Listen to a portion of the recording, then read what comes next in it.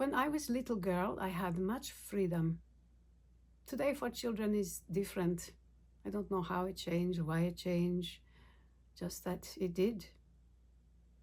We lived in a small village in Poland, in old house belonging to my grandmother. My mother and father, two cousins, they was teenagers, so they don't see me. Plus, angry aunt and drunk uncle. All Polish families have one of these. This is mandatory. There's too many people for such small house, crammed into tiny rooms with low ceilings, dim light, smoky windows, the smell of boiled cabbage, greasy hair, disgusting Polish cigarettes like dried cow shit, the smell of homemade vodka, bimber, breathed out by my uncle Piotr. No place to put nothing, no place to find quiet. Always my grandmother listening to the radio with the Polish polkas and the military marches and the farm news and what I know now to be propaganda from stage, but back then to my 7-year-old ears it was nothing but dry words like dust, you know. And my mother and father worked at factory far away, so I don't see them too much, but it's okay. I have school, I have couple friends, and most important, I have forest. To me, this place is everything, is magic. I would go and walk and look at trees and at the little blue flowers that in summertime would grow. I was tiny thing, skinny, white like milk, with crazy hair like dandelion puff. Always barefoot in summer, in old cotton dress probably my mother used to wear. I can still smell that forest, the earth sweet like musty chocolate, and the sap of the pine. I would smear it on my finger and breathe it in. It make me excited, so fresh and sharp, you know, the opposite of smoke. And the birds would sing their songs to me, and I sing back. I learned many songs of birds. I can whistle many of them still today. And the trees, they too whisper their secrets to me. I listen. I can hear their stories. I feel their gentle hearts. I understand their history. I am family with them. I hear the sound of water too. There is river. I go, I sit on rock, and the water swirls, dancing, you know, always going somewhere, sometimes fast, sometimes not hurry, maybe to kiss my feet hanging down. There is little silver fish, there is red and yellow leaves floating by. Every day on summer I sit on that rock and have my lunch. Food I stuff in my dress pockets. Hunk of bread, sweaty cheese in wax paper. Maybe pickle if my grandmother will allow.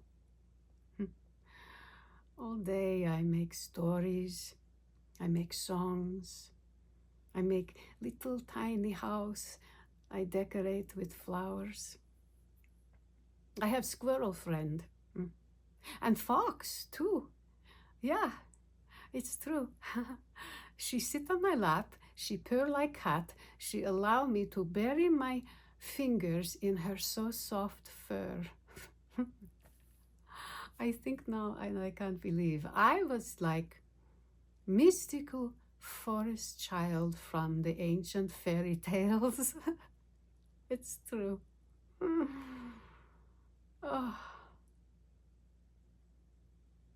The house of my grandmother is okay. It gives me food and shelter. It protects me from snow in winter. But this place, this Schronienie, how you say refuge, is the place of my true belonging. And then one day, there is fence, metal, no gate. There is wire with razors, and there is sign. I'm good at school, so I can read. By order of Polish government, this land taken for chemical factory. No trespass, keep out. When I read this, ice becomes my heart, stones in my brain, tears is like knives on my cheeks. This is 1968. When Polish communist government say factory, there is factory. So I run to the house. My heart is like drum banging in my body. My face is wet. My fingers are splayed, so I can't grab onto nothing. And when my mother and father see me, they are scared, you know. They say, what happened? What happened? Over and over. But I can't say nothing for a long time. My throat is closed so tight against the words that I don't want to say. And finally, I tell them, my forest, they have taken it. Mother and father, tell them no. No factory, not here. Tell them no. And their faces change. All the worry for me is gone. They look at me like I am nothing. They get this strange smile on my face, like for someone who is stupid, and they say, oh no, it's okay, it's okay. Factory is good, it's good for family. Everyone in village excited for to have jobs close by. It's okay, stop your crying. And I cry to my mother, I grab onto her sweater, and then they get angry and their faces get so severe and they say, no, stop, it's enough, Valentina. This forest is not special, only trees. There is other forest. Stop your crying. Go help grandma with supper. It's enough. And then Uncle Piotr pours out bimber to celebrate. And this is the first time in my life that I feel hate in my heart. And then 2 weeks, maybe 3, the machines come and tear my forest to pieces. And I was sick for a long time after that. Curled up in my little tiny bed against the wall in the room I share with my mother and father.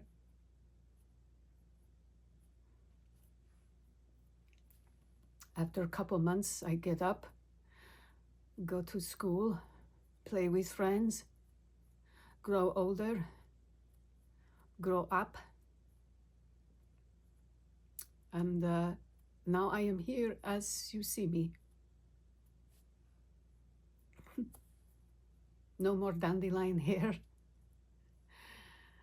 Very far away from that dead forest, from that fairy child, from my little fox.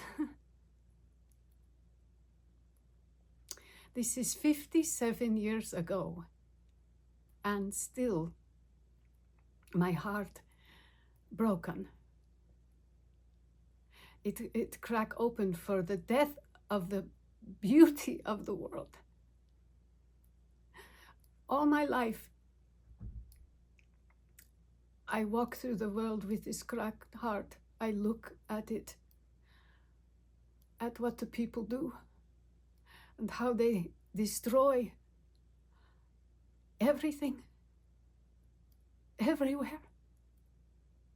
And I ask, why?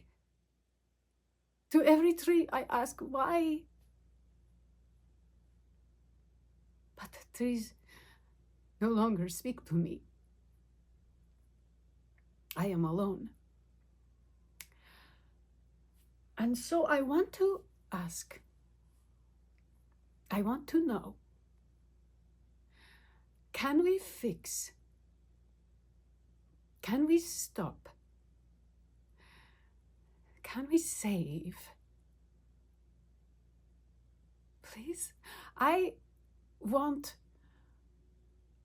hope. Can you give it me, please? Please? Can we change?